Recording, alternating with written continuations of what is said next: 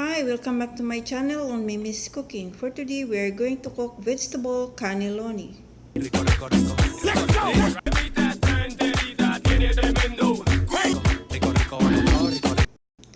This is our ingredients for cannelloni vegetables.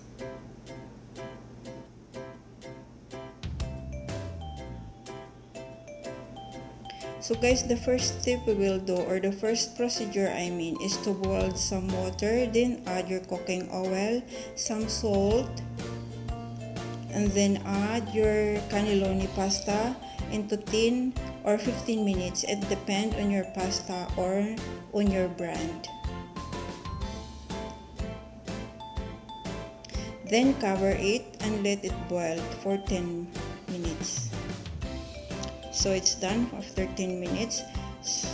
So drain it and rinse with cold water.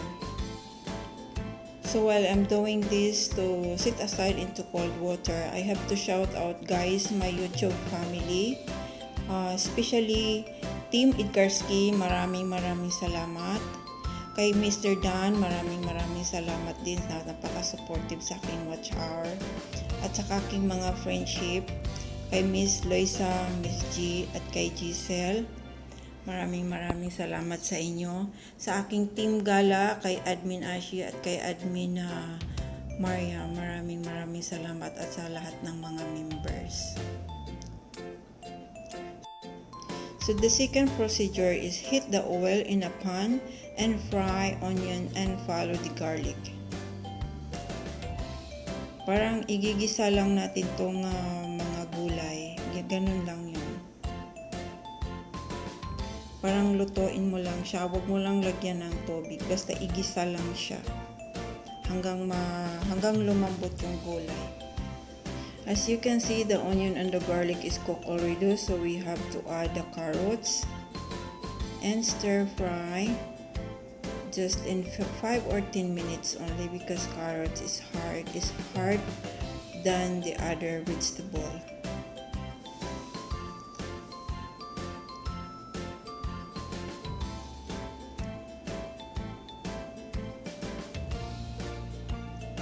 Yeah. Then add your potato cubes, zucchini, and the corn.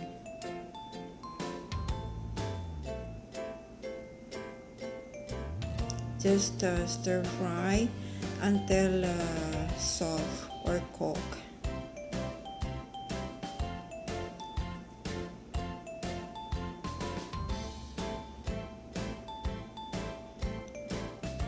Yeah, just mix it though. Just mix and mix lang.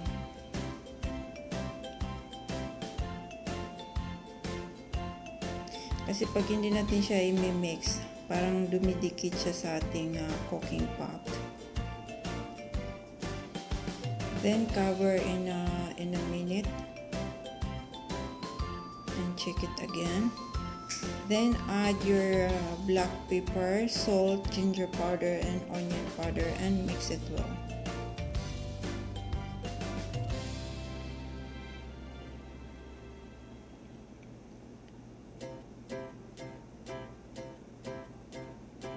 Ganyan lang siya hanggang maluto.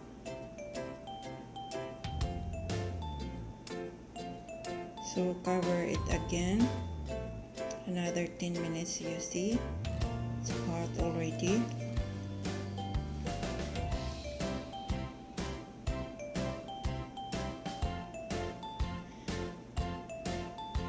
Yung carrots lang naman ang matigas or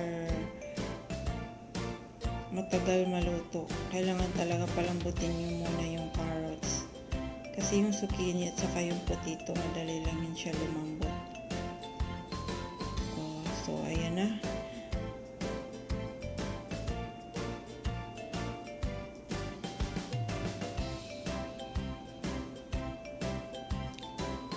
Check natin yung carrots kung malambot na siya.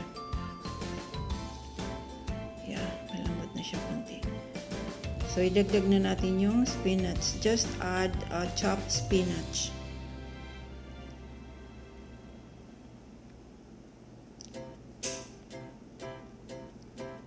halo lang ng halo.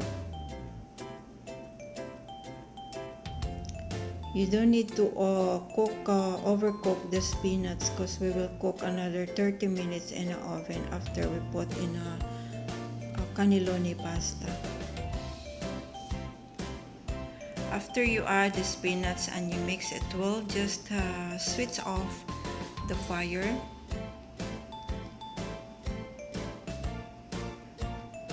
Yeah, just mix it well. Then add the parsley.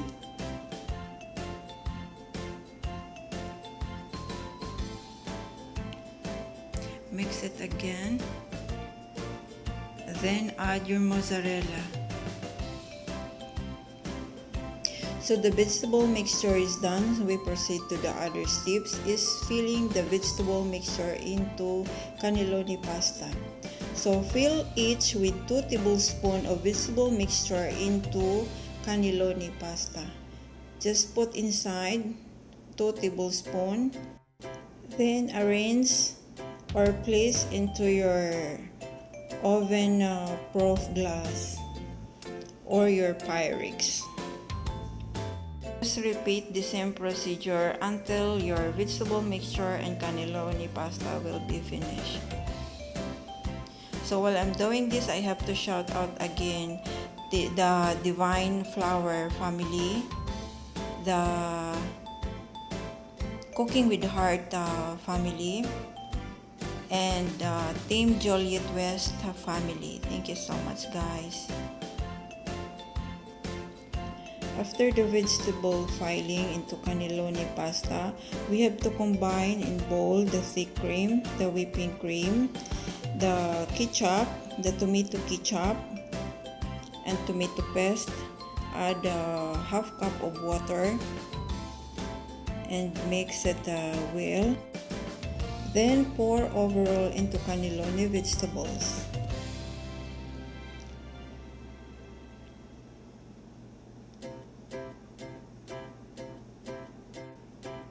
So after this, you have to cover aluminum foil. Yeah, just like this. Be sure that the sauce goes down. Yeah, cover with aluminum foil and bake in the oven for 30 minutes.